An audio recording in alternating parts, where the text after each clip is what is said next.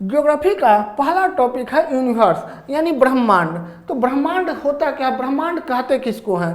तो हम लोग देखते हैं अस्तित्वमान द्रव्य एवं ऊर्जा के सम्मिलित रूप को ब्रह्मांड यानी यूनिवर्स कहा जाता है। इसमें सूक्ष्मतम से लेकर सूक्ष्मतम अणु और विशाल से विशाल आकाश गंगा तक को सम्मिलित किया जाता है। अब हम लोग देखते हैं ब्रह्मांड का उत्पत्ति कैसे हुई, यह विद्वानों के बीच विवाद का विषय है। ब्रह्मांड बना कैसे, यानी ये पृथ्वी, सूर्य, चंद्रमा, आकाश जो है ये सब का निर्माण कब और कैसे हुआ, इसके विषय में विद्वानों ने अलग अलग तर्क दिया है। इसमें ब्रह्मांड की उत्पत्ति के बारे में सबसे प्राचीन सिद्धांत आपका आता है कास्ते द बफन का पुट्ठल तारा परिकल्पना। यानी इन्होंने कहा कि पृथ्वी प्रारंभ में आपका आकाश में दो पिंड थे। दो पिंड कौन थे? एक था छोटा पिंड और एक था बहुत बड़ा पिंड। और इन्होंने बताया कि ये बड़ा पिंड किसी कारण घूमते घूमते आपका क्या, हम ये जो छोटा पिंड था यानी छोटा पिंड को इन्होंने सूर्य बताया और इसके नज़दीक आ गया। और जब इस नज़दीक आया तो इसके बड़े पिंड के ग्रेविटेशन के कारण इसके कुछ पदार्थ इसमें इसकी ओर आकर्षित होने लगे। लेकिन कुछ समय बाद ये बड़ा पिंड घूमते घूमते कहीं और आगे निकल गया और बीच में जो है छोटा इसका जो है छोटे पिंड के निकले हुए पदार्थ छूट गए। वही आगे चलकर 9 ग्रहों का निर्माण किया। जब इसके पश्चात इन्होंने कहा कि 9 ग्रह को हम लोग जब देखते हैं तो वो एक इस तरह का कीप का आकार का बनता है, यानी बीच में बड़ा ग्रह और जो है जैसे जैसे इसके दोनों सिरे पर जाते हैं ग्रहों का आकार छोटा होता जाता है।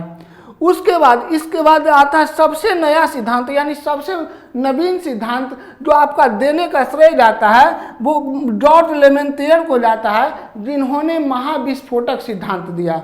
इनका कहना था कि जितना भी आकाशीय पिंड है सभी में क्या है, रेडियो एक्टिव एलिमेंट है। और रेडियो एक्टिव एलिमेंट का खासियत होता है यानी उसकी विशेषता है वो हमेशा एनर्जी को रिलीज करते रहती है। तो इनका कहना था कि शुरू में प्रारंभ में ब्रह्मांड में एक बड़ा पिंड था जिसके अंदर रेडियो एक्टिव एलिमेंट था और रेडियो एक्टिव एलिमेंट के कारण एनर्जी हमेशा रिलीज होता रहा और उस पिंड में जो है आपका रेडियो एक्टिव एलिमेंट स्टोर होता रहा। और एक ऐसा समय आया जब उस पिंड का यानी उस बॉडी का, यूनिवर्सल बॉडी को एनर्जी स्टोर करने की क्षमता समाप्त हो गई और जिसके कारण अंततः उसमें विस्फोट हुआ। और इसी के कारण जो है यह क्रिया एक बार नहीं बल्कि कई बार हुई और इसी से पूरे ब्रह्मांड की संरचना बनी। जिस तरह से हम लोग देखते हैं कि दीपावली में जो पटाखा छोड़ते हैं तो पटाखा में जैसे ही हम लोग आग लगाते हैं वो क्या होता है, विस्फोट हो जाता है। इसका कारण क्या है कि उसमें बारूद पहले से है लेकिन जैसे ही उसमें आग लगाए बहुत अधिक मात्रा में उसमें एनर्जी स्टोर होने लगा और उसके बाद उसका इतना पावर नहीं रहता, शक्ति नहीं रहता है कि उसको बर्दाश्त कर सके और अंततः उसमें विस्फोट हो जाता है। उसी तरह यहाँ पर इन्होंने कहा कि वो उस जो बड़े पिंड में रेडियो एक्टिव एलिमेंट के कारण एनर्जी का इतना स्टोर हो गया कि वो क्या हो गया, उसमें विस्फोट हो गया और वो हमारा क्या बन गया, आपका ब्रह्मांड की संरचना बनी। ये इन्होंने ब्रह्मांड के बारे में बताया हम। इसके बाद आते हैं हमारा सोलर सिस्टम यानी सौर मंडल क्या है। सौर मंडल क्या है, सौर मंडल किसको कहते हैं? तो सौर मंडल के ग्रह केंद्र में क्या है, सूर्य। और यानी सौर मंडल सूर्य सहित इसके 8 ग्रह, उपग्रह, क्षुद्र ग्रह, उल्का, पुट्ठल तारा आदि को सम्मिलित रूप से हम लोग क्या कहते हैं, सौर मंडल। और सौर मंडल के केंद्र में क्या है, सूर्य है और सभी 8 ग्रह एक निश्चित कक्षा में सूर्य की परिक्रमा करते हैं जिसे क्या कहते हैं, रिवोल्यूशन। इसके पश्चात सभी ग्रह अपने एक्सिस पर भी घूर्णन करते हैं। ये देखिए सूर्य के यानी ग्रहों के परिक्रमण के कारण यानी पृथ्वी को हम लोग देखते हैं तो पृथ्वी जब सूर्य की परिक्रमा करती है उसके कारण यहाँ पर ऋतु परिवर्तन की घटना देखी जाती है। वहीं पर जब पृथ्वी अपने एक्सिस पर यानी अपने अक्ष पर चारों ओर घूमती है इस कारण जो है यहाँ पर दिन और रात की घटनाएं घटित होती है।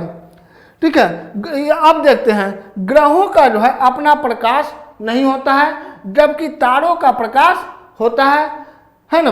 उसके बाद आते हैं, देखिए सूर्य के तरफ से हम लोग ग्रहों का क्रम देखेंगे तो सूर्य के सबसे निकट का ग्रह कौन है? मरकरी, बुध, इसके बाद शुक्र, उसके बाद पृथ्वी अर्थ, इसके बाद मंगल, उसके बाद बृहस्पति, उसके बाद शनि, उसके बाद अरुण और वरुण। ये है सूर्य के तरफ से ग्रहों का क्रम।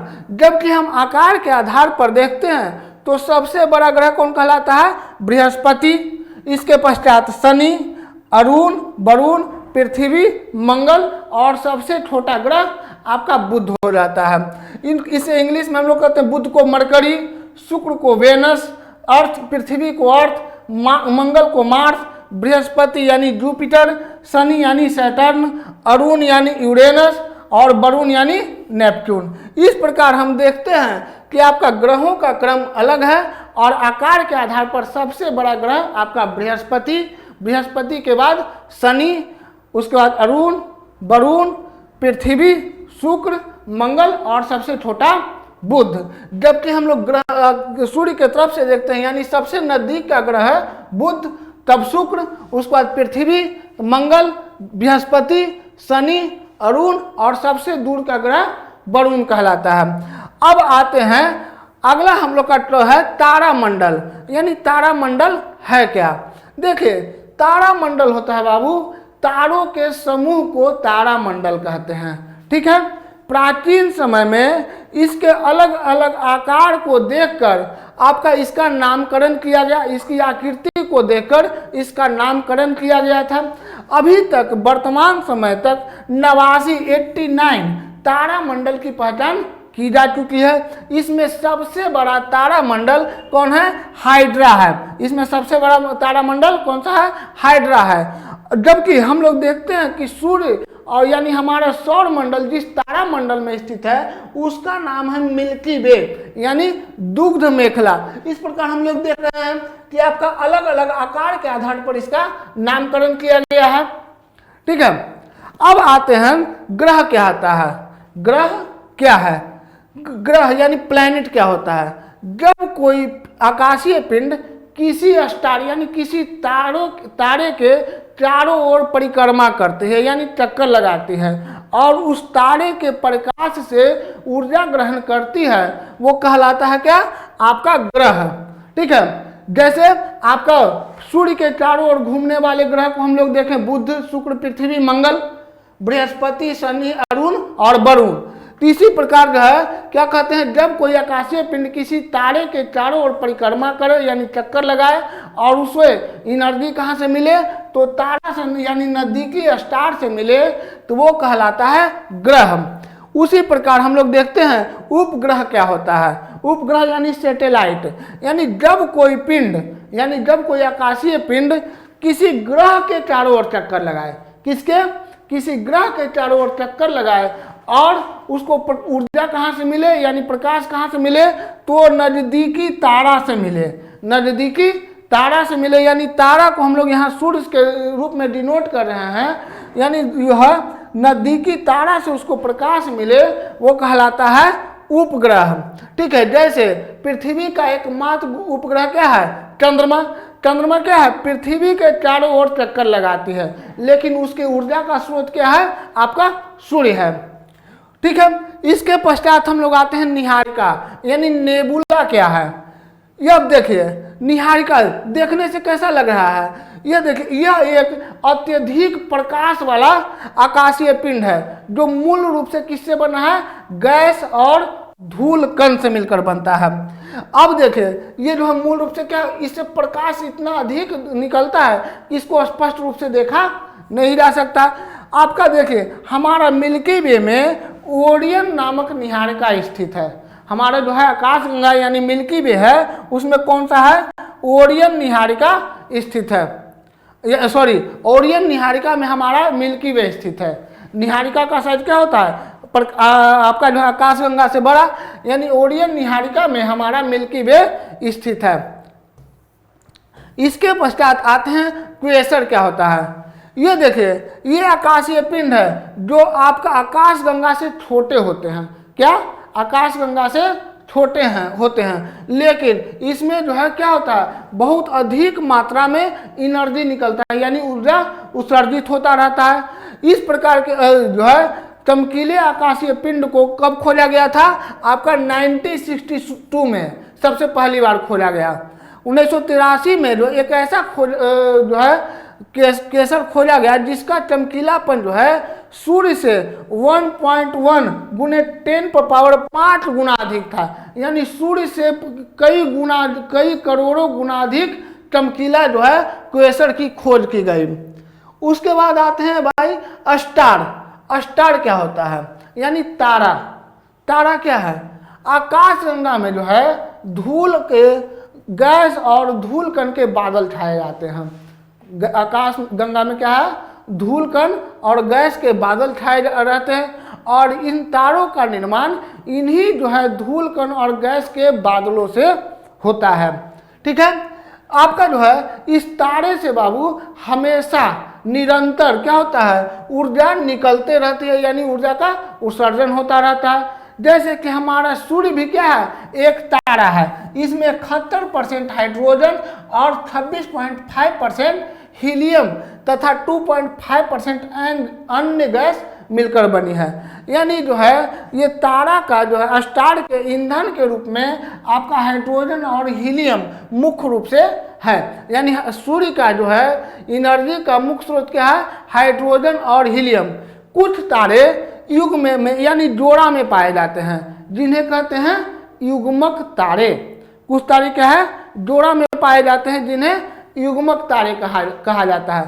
तारों की मृत्यु भी होती है। तारों की क्या? मृत्यु भी होती है। अब देखिए तारों की मृत्यु कब होगी? जब तारों के केंद्र में यानी उसके कोर में ईंधन समाप्त हो जाएगा। जब तारों के केंद्र में ईंधन समाप्त हो जाएगा तो क्या हो जाएगा? उसकी मृत्यु हो जाती है। अब देखिए मृत होते तारे में क्या होता है? जैसे जो है हम लोग लैंप जलाते हैं, तो लैंप जलाते हैं तो उसका जब तेल खत्म होने लगता है तो क्या होता है? एक बार तेजी से भभकता है, एक बार तेजी से भभकता है। उसी तरह जब तारे का केंद्र में ईंधन समाप्त होती है तो वो भी क्या होता है? उसमें विस्फोट होता है, और जिसे क्या कहा जाता है? सुपरनोवा विस्फोट। और यह काफी तीव्र गति से विस्फोट होता है, जिसे सुपरनोवा विस्फोट कहते हैं हम। अब देखिए इसी का जो है बड़ा भाग आपका इस तारे के टूटने के बाद इसका जो बड़ा भाग है इसका इतना अधिक ग्रेविटेशन होता है कि यह क्या होता है? ब्लैक होल में परिवर्तित हो जाता है। ब्लैक होल में परिवर्तित हो जाता है, और इसका इतना अधिक गुरुत्वाकर्षण पावर होता है, यानी ग्रेविटेशन पावर होता है, कि इससे कोई भी पदार्थ या किरण, यहाँ तक कि किरण भी, लाइट भी पास नहीं कर पाती है, और इस कारण इसका रंग क्या हो जाता है? ब्लैक हो जाता है। और ब्लैक होल का सिद्धांत जो है आपका एक भारतीय वैज्ञानिक कौन? एस चंद्रशेखर ने दिया। कौन दिया? एस चंद्रशेखर ने दिया आपका ब्लैक होल थ्योरी। इसका जो है मेन कारण क्या है? कि इसका ग्रेविटेशन इतना अधिक हो जाता है कि यह सभी चीज को अपनी ओर आकर्षित कर लेती है, यानी खींच लेती है, जिस कारण यहाँ से कोई भी पदार्थ यानी बस या जो है लाइट यानी किरण, वो सब क्या होता है? इससे बाहर नहीं निकल पाती है। ठीक है, अब देखिए हम लोग देखते हैं क्षुद्र ग्रह क्या होता है। क्षुद्र ग्रह यानी एस्ट्रॉइड। एस्ट्रॉइड है बाबू, ये क्या है? मेनली रूप से जैसे देखिए ये सूर्य है,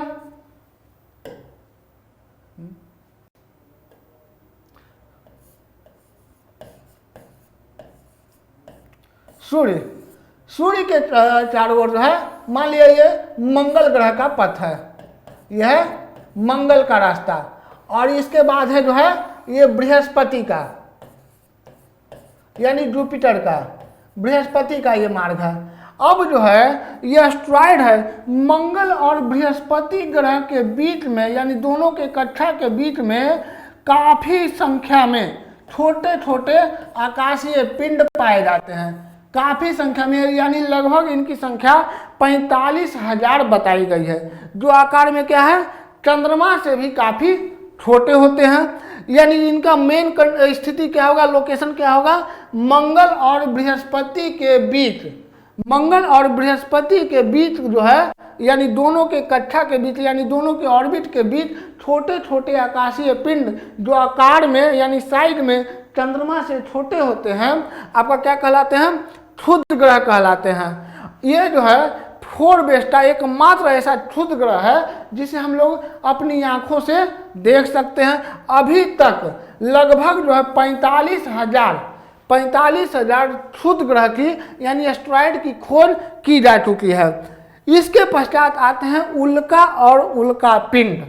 उल्का और उल्का पिंड क्या है, अब देखिए होता क्या है कि अंतरिक्ष में बहुत सारे छोटे छोटे पिंड पाए जाते हैं। पहला बात हम लोग यहाँ देखते हैं कि अंतरिक्ष में जितना भी पदार्थ है उसमें कुछ कुछ जो है मूलभूत बातें हैं। जैसे जितने भी पदार्थ हैं उनमें क्या होगा, रेडियो एक्टिव एलिमेंट होंगे, पहला। दूसरा, जितने भी पदार्थ हैं उनमें कुछ न कुछ ग्रेविटेशन होगा, ठीक है, कुछ न कुछ ग्रेविटेशन होगा, यानी किसी का जो है अधिक या किसी का कम, इस प्रकार हो सकता है। तो देखिए उल्का और उल्का पिंड क्या है, जैसे अंतरिक्ष में कई छोटे छोटे आकाशीय पिंड चक्कर लगा रहे हैं, जब कभी वो पृथ्वी के ग्रेविटेशन में आते हैं यानी गुरुत्वाकर्षण पावर में आते हैं, तो वो क्या होता है, पृथ्वी की ओर खींचने लगते हैं, यानी पृथ्वी की ओर आने लगते हैं। लेकिन पृथ्वी के चारों ओर क्या है, वायुमंडल है यानी एटमॉस्फेयर है, और पृथ्वी का वायुमंडल क्या है, विभिन्न प्रकार के गैस, धूलकण, जलवाष्प आदि से मिलकर बना हुआ है। अब देखिए जब ये आकाशीय पिंड बहुत तेजी से पृथ्वी के आपका वायुमंडल में प्रवेश करते हैं, तो यहाँ के वायुमंडल से घर्षण के कारण यानी फ्रिक्शन के कारण वो क्या होता है, गर्म हो जाते हैं, और गर्म होने के बाद वो जलने लगते हैं, जिसके कारण वो ऐसा प्रतीत होता है कि रात में वो टूटते हुए तारे की भांति पृथ्वी पर आ रहे हैं हम, ठीक है। यानी इनका क्या है कि जब ये वायुमंडल में प्रवेश करते हैं तो वायुमंडल से घर्षण के कारण ये क्या होता है, गर्म होकर जलने लगते हैं, और ये जलने के कारण पृथ्वी पर टूटते हुए तारे की भांति प्रतीत होते हैं। अब देखिए यहाँ पर जो है होता क्या है कि उल्का यानी जो पदार्थ है वो घर्षण करके यानी जलकर अंतरिक्ष में ही खत्म हो गया, तो वो कहलाया उल्का। जब अंतरिक्ष में ही जलकर वो खत्म हो गया तो वो कहलाया उल्का। लेकिन जब उसका कुछ अवशेष यानी अवशिष्ट भाग क्या पृथ्वी पर यानी धरातल पर गिरता है तो वो कहलाता है उल्का पिंड, ठीक है। यानी जब अंतरिक्ष में ही खत्म हो गया तो वो कहलाता है उल्का, और जब धरातल पर वो गिर जाए तो वो कहलाता है उल्का पिंड। अब देखिए ये जो है उल्का पिंड गिरने का जो है सबसे महत्वपूर्ण क्षेत्र है आपका दोनों पोल यानी उत्तरी ध्रुव तथा दक्षिणी ध्रुव। देखिए पृथ्वी पर जैसा कि हम लोग जानते हैं सबसे अधिक ग्रेविटेशन का मान यानी गुरुत्वाकर्षण का मान कहाँ होता है, दोनों ध्रुवों पर, जबकि सबसे कम कहाँ होता है, इक्वेटर पर यानी विषुवत रेखा पर। तो यानी जो ध्रुव है यानी जो पोल है वह क्या करता है, अपनी ओर ज़्यादा आकर्षित करता है। इस कारण उल्कापात की घटनाएं यानी उल्का पिंड गिरने की घटनाएं अधिकतर क्या होता है, ध्रुवीय क्षेत्रों में देखी जाती है, ठीक है। क्योंकि ध्रुवीय क्षेत्र आपका क्या है, बर्फ से यानी हिमाच्छादित है, जिस कारण यहाँ पॉपुलेशन बहुत ही कम है। इस कारण यहाँ पर क्या होता है, जान माल की क्षति भी बहुत कम होती है। चलिए ये होता है उल्का और उल्का पिंड। अगला आता है हम लोग का धूमकेतु यानी पुच्छल तारा, जिसको कॉमेट्स भी कहते हैं। धूमकेतु यानी पुच्छल तारा या कॉमेट्स। अब होता क्या है, देखिए ये मूल रूप से किसके से बना है, धूलकण, बर्फ एवं गैस से। धूलकण, बर्फ एवं गैस से। अब देखिए ये करता क्या है कि ये भी सूर्य के चारों ओर घूमता है, यानी सूर्य की परिक्रमा करता है। परंतु जब होता क्या, इसमें एक घटना होती है, जैसे कि आपका क्या है, ये सूर्य है, ये सूर्य है, ये आपका जो है धूमकेतु का कंडीशन है। ठीक है, ये धूमकेतु का कंडीशन है। अब देखिए इस क्षेत्र पर सूर्य की रोशनी सीधी पड़ रही है, सीधी पड़ने के कारण ये क्या है, मेनली रूप से बना किससे है, हिम से, यानी बर्फ से। तो क्या होगा, इस क्षेत्र का बर्फ पिघल जाएगा, इस क्षेत्र का बर्फ इसका पिघलेगा, और यही पिघलने के बाद ये पदार्थ क्या होता है, विपरीत में, यानी इसके विपरीत में इसके ये क्या हुआ, इसका मुख हो गया यानी चेहरा। ठीक है, और इसके विपरीत में क्या करता है, पूंछ का निर्माण करता है। ठीक है, यानी ये जो है इसका बाहर मुख जो है पिघलकर, यानी जो है बाष्पीकृत होकर इसके पूंछ का निर्माण करती है, जिससे क्या लगता है, इसका पूंछ, यानी ये पुच्छल तारा कहलाती है। ठीक है, यानी क्या है, ये मेनली रूप से बर्फ से बना हुआ है, बर्फ, धूलकण और विभिन्न प्रकार के गैस से। यानी जब ये जो है सूर्य के नजदीक आता है, यानी सूर्य के सम्मुख का भाग बाष्पीकृत होकर इसके विपरीत दूसरे सिरे का निर्माण करती है, जिसे कहते हैं, जिससे जो है पुच्छल तारा के पूंछ का निर्माण होता है। ठीक है, अब देखिए इसका जो है पूंछ हमेशा क्या होगा, सूर्य से दूर होगा, पूंछ हमेशा क्या होगा, सूर्य से दूर, जबकि इसका मुख क्या होगा, सूर्य के निकट होगा। अब देख, हेली नामक एक पुच्छल तारा है जो प्रत्येक 76 वर्ष में एक बार दिखाई देता है। कितना, 76 वर्ष में एक बार दिखाई देता है, जो कि 2062 में हम लोग को दिखेगा। ठीक है, जब कब दिखेगा, 2062 में, 62 में इसे हम लोग दोबारा देख सकते हैं। यानी हम लोग क्या देखें, पुच्छल तारा जो है मेनली रूप से हिमकण, धूल और गैस से बना है। जब यह सूर्य के नजदीक आता है तो इसके मुख का भाग बाष्पीकृत होकर इसके दूसरे सिरे यानी पूंछ का निर्माण करते हैं। ठीक है, तो अब आते हैं आगे, आगे आता है हमारा सूर्य। सूर्य, सूर्य क्या है जी, सूर्य एक तारा है, सूर्य क्या है, एक तारा है, जिसकी दूरी पृथ्वी से कितना है, लगभग 15 करोड़ किलोमीटर, लगभग कितना, 15 करोड़ किलोमीटर है। अब देखिए सूर्य का प्रकाश को पृथ्वी पर आने में लगभग 8 मिनट 20 सेकंड का समय लगता है। कितना, 8 मिनट 20 सेकंड, यानी इसको सेकंड में बदलें तो 500 सेकंड का समय लगता है। ठीक है, यानी सूर्य के प्रकाश को पृथ्वी पर आने में कितना समय लगता है, 500 सेकंड, यानी 8 मिनट 20 सेकंड। कोई दिक्कत। अब देखिए सूर्य का जो है ये बाहरी, सूर्य का ये क्या कहलाता है, बाहरी भाग, और ये केंद्रीय भाग। सूर्य का ये क्या है, सूर्य का ये बाहरी भाग यानी सतह भाग, और ये केंद्र का भाग। तो जो सूर्य के बाहरी भाग है इसका टेम्परेचर होता है लगभग 6000 डिग्री सेल्सियस। इसे कहते हैं हम लोग क्रोमोस्फीयर। सूर्य के बाहरी भाग को क्या कहा जाता है, क्रोमोस्फीयर। इसका तापमान लगभग 6000 डिग्री सेल्सियस पाया जाता है। ठीक है, अब आते हैं सूर्य के केंद्र का तापमान, यानी ये केंद्र का तापमान होता है लगभग 15000 डिग्री सेल्सियस। कितना, लगभग 15000 डिग्री सेल्सियस, यानी केंद्र के भाग को हम लोग फोटोस्फीयर, ठीक है, केंद्र के भाग को क्या, फोटोस्फीयर कहा जाता है। और इसका तापमान कितना है, 15000 डिग्री सेल्सियस। जबकि बाहरी भाग यानी क्रोमोस्फीयर इसका तापमान कितना है, 6000 डिग्री सेल्सियस।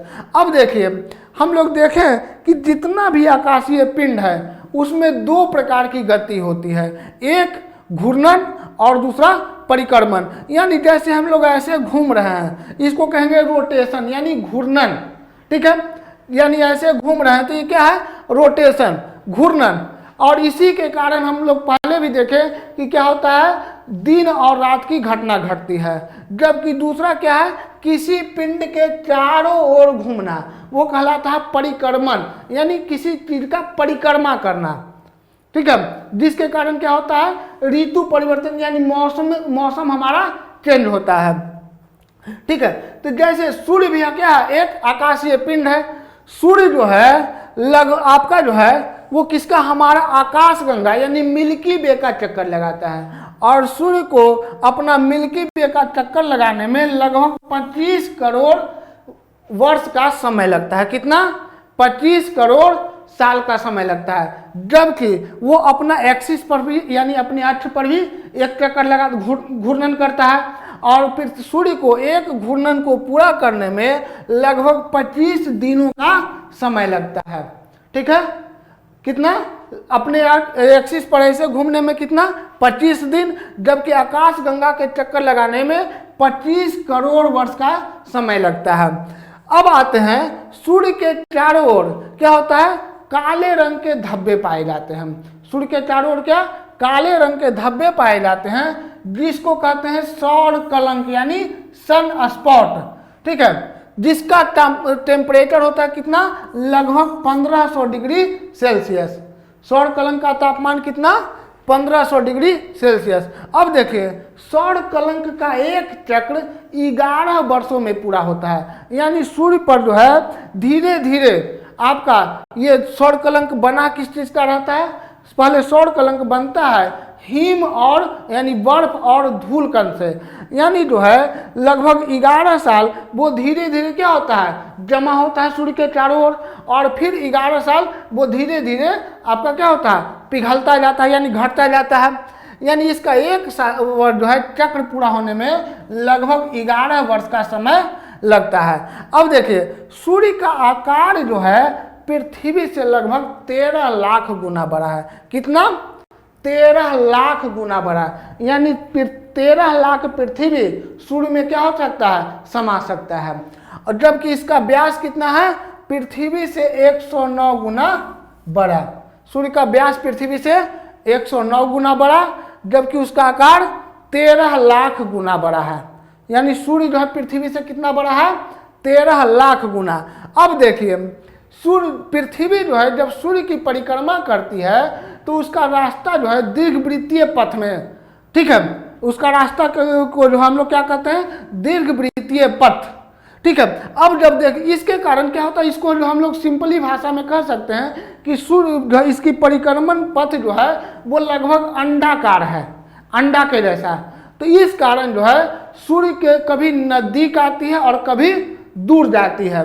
तो देखिए, जब 3 जनवरी को जो है पृथ्वी सूर्य के सबसे निकट होती है। कब, 3 जनवरी को जो है पृथ्वी सूर्य के सबसे निकट होती है, जिसे हम लोग ज्योग्राफिकल भाषा में पेरीहिलियन यानी उपसौर कहते हैं। यानी 3 जनवरी को सूर्य जो है पृथ्वी के सबसे निकट है, जिसे हम लोग पेरीहिलियन यानी उपसौर कहें। जबकि 4 जुलाई को सूर्य जो है पृथ्वी के सबसे दूर यानी अधिकतम दूरी पर होती है, जिसे हम लोग एपीहिलियन या अपसौर कहते हैं।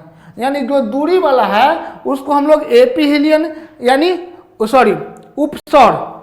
जो 4 जुलाई को पृथ्वी सूर्य के सबसे दूरी पर स्थित है उसे हम लोग क्या कहें, एपीहिलियन, यानी हिंदी में उसको उपसौर। जबकि सबसे नजदीक कब है, 3 जनवरी को, जिसको हम लोग कहें पेरीहिलियन यानी उपसौर।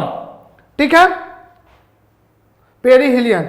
अब देखिए, 21 जून को उत्तरी गोलार्ध में तथा 22 दिसंबर को जो है दक्षिणी गोलार्ध में दिन बड़ा तथा रातें छोटी होती है। देखिए, इसका कारण ये है कि 21 जून को सूर्य जो है वो कर्क रेखा पर यानी उत्तरी गोलार्ध में लंबवत चमकती है। यानी उत्तरी गोलार्ध में उस समय मौसम क्या रहता है, गर्मी का मौसम रहता है। और 21 जून को जो है कर्क रेखा पर लंबवत चमकती है। यानी क्या होगा, यहाँ दिन की अवधि सबसे बड़ी होगी। वही जब देखा जाए तो जब उत्तरी गोलार्ध में दिन बड़ी है तो दक्षिणी गोलार्ध में क्या हो जाएगा, दिन छोटी हो जाएगी। यानी अब आपसे पूछे कि आपका जो है दिन की अवधि दक्षिणी गोलार्ध में सबसे छोटी कब होगी, तो वो क्या है 21 जून को। उत्तरी गोलार्ध में सबसे बड़ी कब होगी, तो वो भी 21 जून को। वही देखते हैं 22 दिसंबर को, 22 दिसंबर को सूर्य क्या आपका मकर रेखा पर यानी दक्षिणी गोलार्ध में लंबवत चमकती है। और इस कारण जो है इस समय यानी 22 दिसंबर को दक्षिणी गोलार्ध में दिन बड़ा तथा रातें छोटी होगी। यानी जो है अब कहा जाए कि दक्षिणी गोलार्ध में सबसे बड़ा दिन कब होगा, तो 22 दिसंबर को, और सबसे छोटा दिन कब होगा, तो 4 जून जो है 21 जून को। लेकिन वहीं उत्तरी गोलार्ध में सबसे बड़ा दिन कब होगा, 21 जून को, और सबसे छोटा दिन कब होगा, 22 दिसंबर को। अब देखिए ये जो है 21 मार्च और 23 सितंबर को आपका दोनों गोलार्ध में दिन और रात की अवधि बराबर होती है। क्यों होती है कि इस समय सूर्य जो है विषुवत रेखा पर यानी इक्वेटर पर सीधे चमकती है। इस कारण इस समय दिन और रात की अवधि बराबर होती है। और ये तारीख कौन है, 21 मार्च और 23 सितंबर। ठीक है, 21 मार्च और 23 सितंबर को जो है दोनों गोलार्ध में दिन और रात की अवधि बराबर होती है, जिसे कहते हैं क्या, विषुव कहते हैं, जिसे विषुव कहते हैं। क्योंकि इस समय सूर्य जो है विषुवत रेखा पर सीधे चमकती है। देखिए सूर्य की जब हम लोग गति की बात करते हैं, सूर्य की गति की बात करते हैं, तो सूर्य जो है आपका क्या है, मान लिया ये पृथ्वी है, पृथ्वी की संरचना जो है यह पृथ्वी,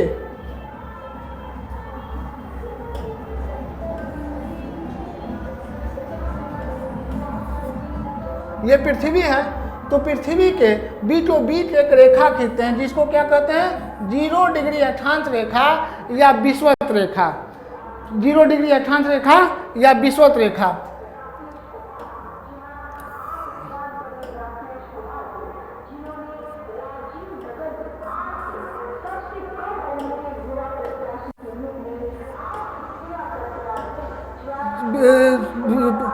पृथ्वी के बीचों बीच एक रेखा खींचते हैं जिसे कहते हैं 0 डिग्री या विषुवत रेखा।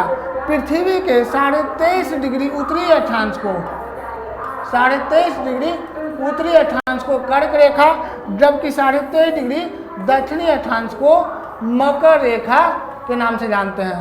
अब ये सूर्य जो है, सूर्य जो है आपका 6 महीने, वर्ष के 6 माह उत्तरी गोलार्ध में तथा 6 माह दक्षिणी गोलार्ध में रहता है। अब देखिए आपका होता है कि 21 मार्च और 23 सितंबर को, 21 मार्च के बाद सूर्य क्या होता है, धीरे धीरे उत्तरी गोलार्ध की ओर बढ़ता है, यानी उत्तर की तरफ बढ़ता है। और उसके बाद 21 जून के दिन आपका सूर्य कहाँ, कर्क रेखा पर सीधे चमकती है। उसके 21 जून के बाद सूर्य फिर से आपका दक्षिण की ओर बढ़ने लगती है और आपका 23 सितंबर तक ये पुनः आपका विषुवत रेखा पर आ जाती है। उसके बाद 23 सितंबर के बाद ये फिर दक्षिण की ओर बढ़ती है और जो है ये आपका 22 दिसंबर तक ये मकर रेखा पर आकर सीधे चमकती है। और इस तरह की ये घटना लगातार होते रहती है, जिस कारण 21 मार्च और 23 सितंबर को दोनों गोलार्ध में दिन और रात बराबर होता है, जबकि 21 जून को उत्तरी गोलार्ध में तथा आपका जो है 22 दिसंबर को दक्षिणी गोलार्ध में दिन सबसे बड़ा होता है, यानी 13.5 घंटा का दिन होगा और रात कितना का, तो 10.5 घंटा का।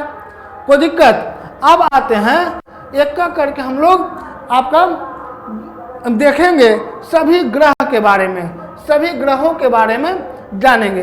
तो सबसे पहला है हम लोग का बुध यानी मरकरी। सबसे पहले हम लोग किसके बारे में जानते हैं, बुध यानी मरकरी।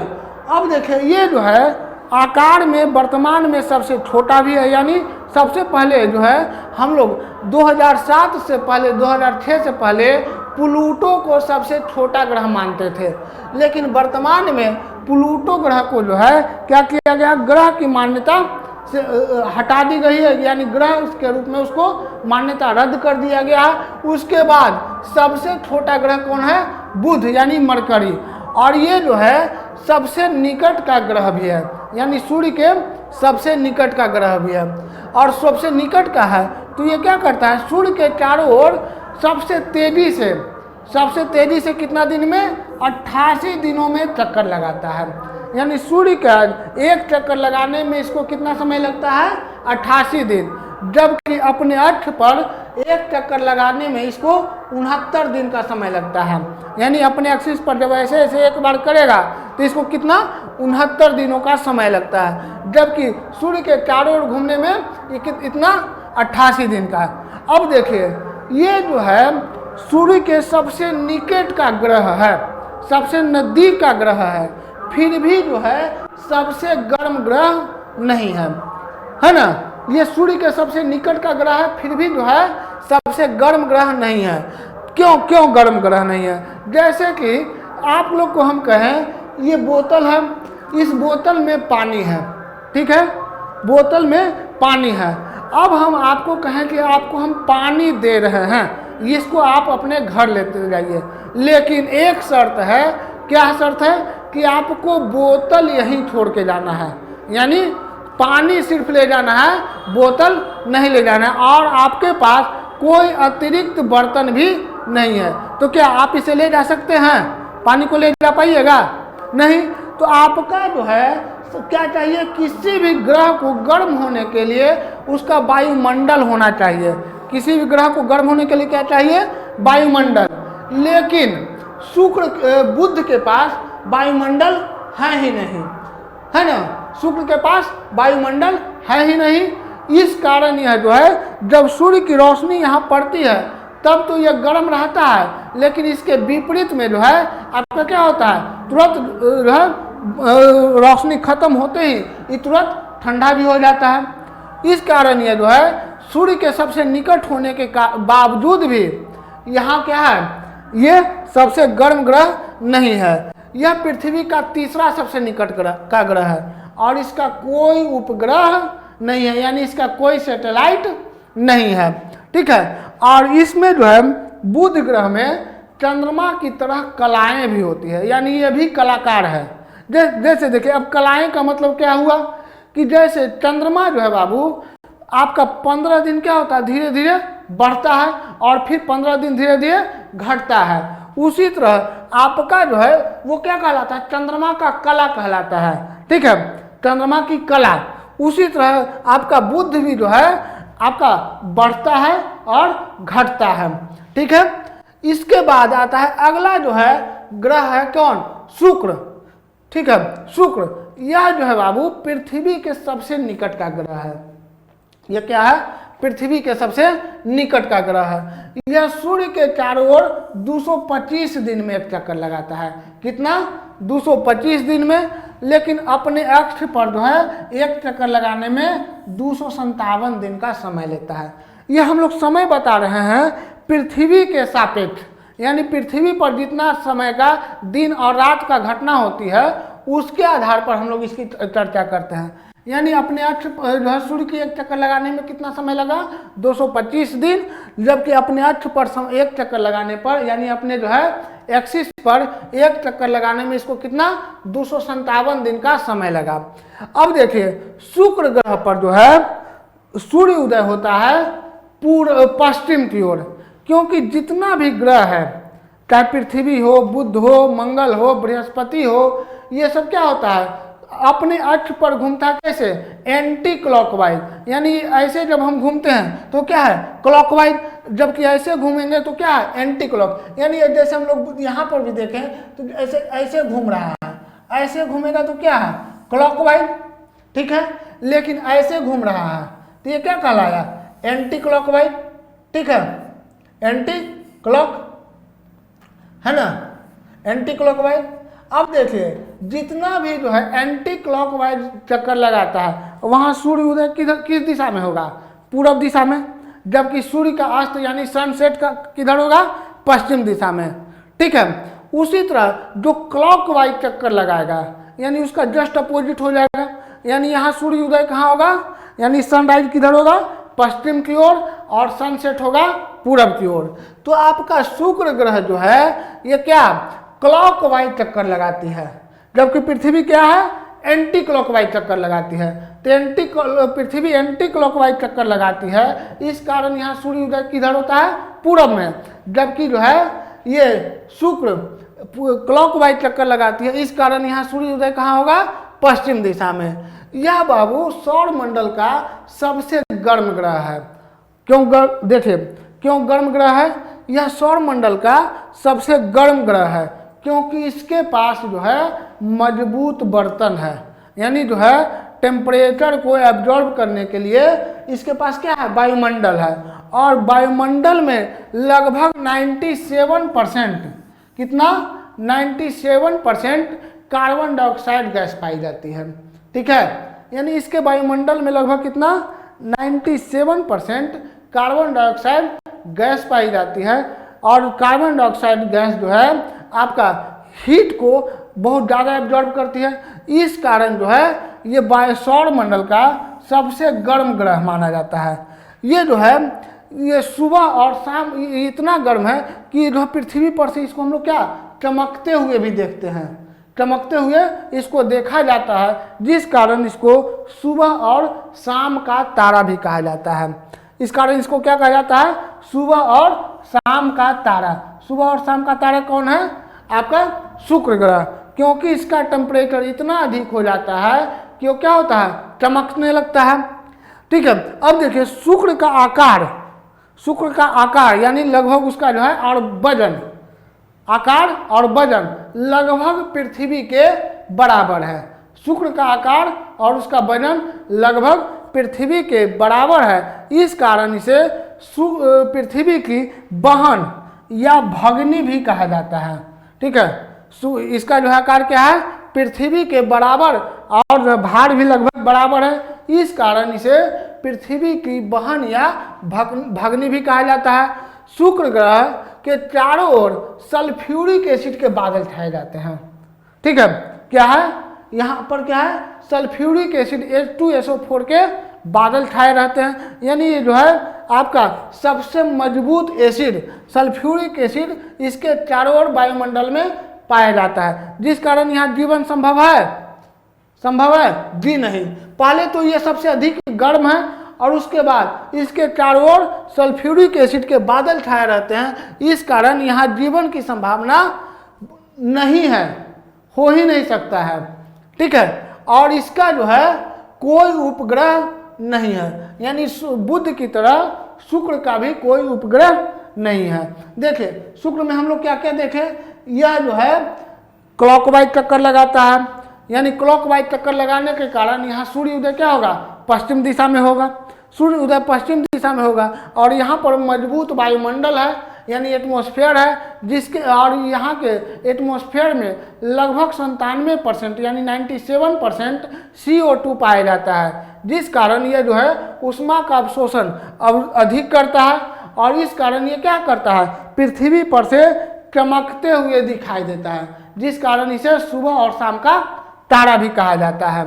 ठीक है, चलिए अगला ग्रह है बाबू, पहले हम लोग देखें बुध को देखें, इसके बाद शुक्र को देखें। अगला है आपका पृथ्वी, है ना, पृथ्वी जहाँ पर हम लोग निवास करते हैं, जहाँ से अभी हम लोग रह रहे हैं, उसके बारे में देखते हैं। पृथ्वी को नीला ग्रह कहा जाता है, यानी ब्लू प्लैनेट। क्यों? क्योंकि यहाँ पर जो है जल उपलब्ध है, यानी पृथ्वी के लगभग 71% भाग क्या है, जलीय है, जबकि 29% भाग ही स्थलीय है, यानी 71% भाग क्या है, जल है। अब देखिए पृथ्वी जो है क्या है, एक जल को हम लोग दूर से देखते हैं तो वो कैसा प्रतीत होता है, ब्लू, तो इस कारण इसको क्या कहा जाता है, ब्लू प्लैनेट। अब देखिए पृथ्वी का अपना एक विशिष्ट आकार है, जैसे जब प्रारंभिक भूगोलवेत्ता क्या कहते थे, किसी ने कहा पृथ्वी गोल है, किसी ने कहा तस्तरी के समान है, किसी ने कहा नारंगी के समान है, किन्होंने कहा प्लेट के समान है, यानी चिपटा है। ठीक है। लेकिन हाल के जो है जब इस पर रिसर्च हुआ तो पता चला कि पृथ्वी का एक अपना आकार है जिसे हम लोग क्या कहें, जियोड या लद्धवक्ष गोलाभ कहते हैं। जियोड या लद्धवक्ष गोलाभ, है ना, जियोड शेप या लद्धवक्ष गोलाभ कहा जाता है। पृथ्वी का भूमध्य रेखीय व्यास यानी विषुवत रेखा पर इसका डायमीटर कितना है, 12,757, जबकि दोनों ध्रुव को मिलाकर एक रेखा खींचेंगे तो इसका हो जाता है कितना, लंबाई 12,714 किलोमीटर, 12,714 किलोमीटर। कोई दिक्कत, यानी जब विषुवत रेखा की लंबाई हम लोग नापते हैं तो कितना है 12,757, वहीं दोनों ध्रुवों को मिलाकर एक रेखा खींचेंगे तो उसकी लंबाई हो जाती है 12,714 किलोमीटर, 12,714 किलोमीटर। ठीक है। पृथ्वी का भूमध्य रेखीय परिधि कितना है, 40,075 किलोमीटर। ठीक है। भूमध्य रेखीय परिधि यानी चारों ओर से घेरते हैं तो कितना, 40,075 किलोमीटर। अब देख, पृथ्वी अपने एक्सिस पर यानी अपने अक्ष पर 23.5 डिग्री का कोण बनाती है, यानी 23.5 डिग्री का झुकाव रखती है। 23.5 डिग्री का झुकाव रखती है, कितना, 23.5 डिग्री, 23.5 डिग्री का झुकाव रखती है।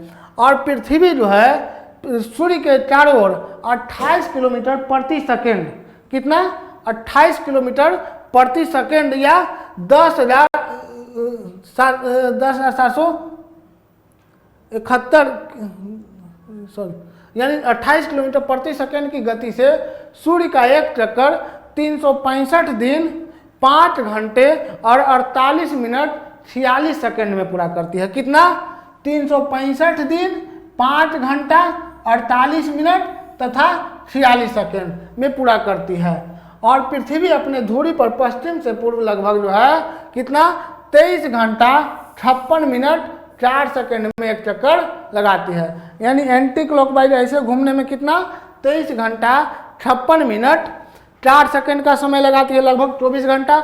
और ये क्या है, सूर्य के चारों ओर घूमने में 365 दिन 5 घंटा 48 मिनट 46 सेकेंड, यानी इसको हम लोग कह सकते हैं 365 दिन और 6 घंटा, 365 दिन और 6 घंटा।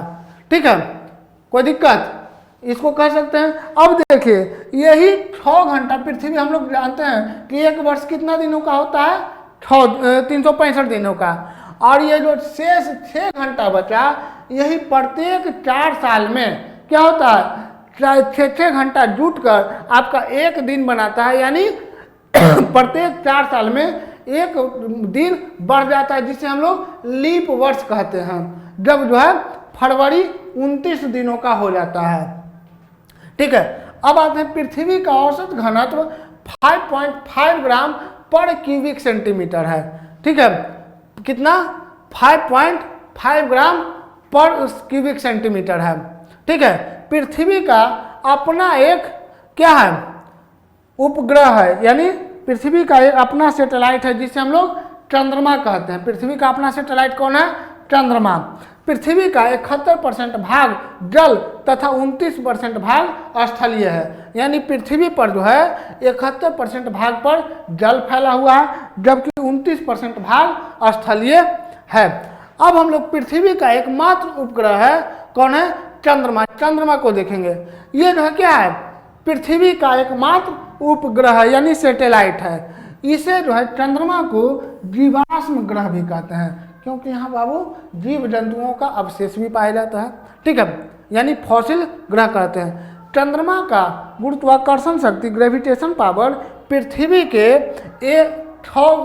से 6 गुना कम है, यानी पृथ्वी का 1/6 है, जिसके कारण यहाँ क्या है, वायुमंडल बहुत ही कमजोर है, यानी इसको न के बराबर माना जाता है ना, बहुत ही कमजोर है। चंद्रमा पर दिन का तापमान वायुमंडल न होने के कारण कितना हो जाता है, 100 डिग्री सेल्सियस, वहीं रात का तापमान -180 डिग्री सेल्सियस तक पहुंच जाता है। ठीक है, दिन का तापमान कितना, 100 डिग्री सेल्सियस, यानी जब सूर्य की रोशनी पड़ती है तो यहाँ का टेम्परेचर हो जाता है 100 डिग्री सेल्सियस, लेकिन जैसे ही सूर्य की रोशनी हटती है तो यहाँ का तापमान होता है -180 डिग्री सेल्सियस। अब देखिए चंद्रमा पर से पृथ्वी पर जो है प्रकाश आने में समय लगता है कितना, 1.3 सेकेंड। चंद्रमा से पृथ्वी पर प्रकाश आने में समय लगता है 1.3 सेकेंड, और चंद्रमा पृथ्वी के चारों ओर लगभग 28 दिनों में यानी 27 दिन 7 घंटा और 43 मिनट में एक चक्कर लगाती है। चंद्रमा पृथ्वी के चारों ओर कितना दिन में, 27 घंटा 7 दिन और 43 मिनट में एक चक्कर लगाते हैं, यानी 28 दिनों में। देखिए आपका जो है चंद्रमा भी जो है पृथ्वी का चक्कर लगाती है, और इसका भी पथ क्या है आपका, कभी ये जो है पृथ्वी के कभी निकट आती है और कभी दूर जाती है। देखिए जब चंद्रमा पृथ्वी से अधिकतम दूरी पर होगी, यानी बहुत दूर जो है उसकी दूरी अधिकतम होगी, उस कंडीशन को कहते हैं एपोजी। उस कंडीशन को कहते हैं एपोजी। लेकिन वही जब चंद्रमा पृथ्वी के सबसे निकट दूरी पर होती है तो वो कहलाती है पैरोजी। ठीक है, जब चंद्रमा पृथ्वी के सबसे अधिकतम दूरी पर हो तो वो कहलाती है एपोजी, और सबसे निकटतम दूरी पर हो तो वो कहलाती है पैरोजी। और हम लोग चंद्रमा का मात्र 59% भाग ही पृथ्वी पर से देख पाते हैं, जबकि 41% भाग हम लोग को दिखाई नहीं पड़ता है। ठीक है, चंद्रमा का हम लोग कितना परसेंट देख पाते हैं, 59%, 59%। ठीक है, जब चंद्रमा पृथ्वी से अधिकतम दूरी पर हो तो क्या है एपोजी, और जब सबसे निकट हो, नजदीक हो, तो वो कहलाता है, वो कंडीशन कहलाता है पैरोजी। यानी अब जो है चंद्रमा, देखिए हमारे जो है अंतरिक्ष यानी सौर मंडल में चंद्रमा ही एकमात्र ऐसा पिंड है जिसका घूर्णन समय और परिक्रमण समय लगभग बराबर है। यानी जो है जितने समय में वो पृथ्वी की एक चक्कर लगाता है उतना ही समय वो अपने अक्ष पर एक चक्कर घूमने में भी लेता है। यानी दोनों का समय कितना है, लगभग 28 दिन है ना। यानी 28 दिनों में वो पृथ्वी का भी एक चक्कर लगाता है और अपने अक्ष पर भी एक चक्कर घूमता है। ठीक है, अब हम लोग जो है आगे कौन है आपका पृथ्वी के बाद मंगल, इसे हम लोग अगले क्लास में देखेंगे। ठीक है, वीडियो को लास्ट तक देखने के लिए धन्यवाद। यदि आप इस चैनल पर नए हैं तो लाइक करें, शेयर करें और सब्सक्राइब करें। थैंक यू, धन्यवाद।